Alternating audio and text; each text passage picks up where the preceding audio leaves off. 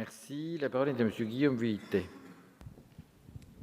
Merci Monsieur le Président. Madame la Ministre, le 18 janvier dernier, vous avez présenté les cahiers des chantiers de la justice.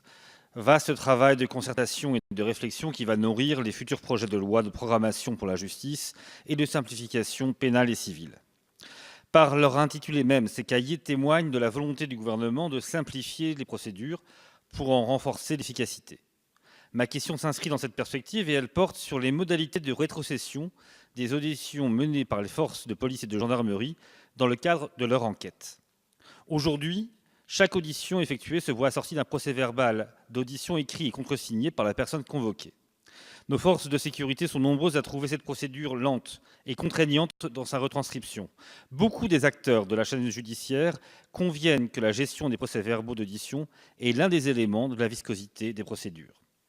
À cela s'ajoute la question de l'exactitude de l'écrit, souvent contestée après coup.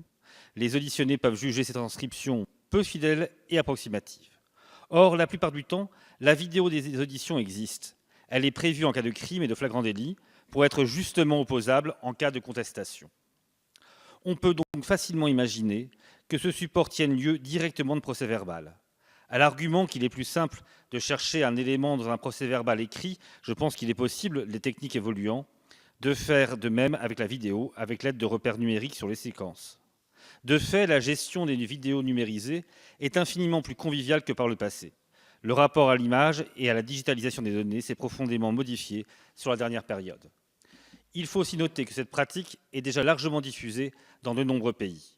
Le fait d'instaurer des auditions vidéo filmées permettrait d'éviter de multiplier les auditions et de restituer fidèlement la parole tout en optimisant le service aux citoyens.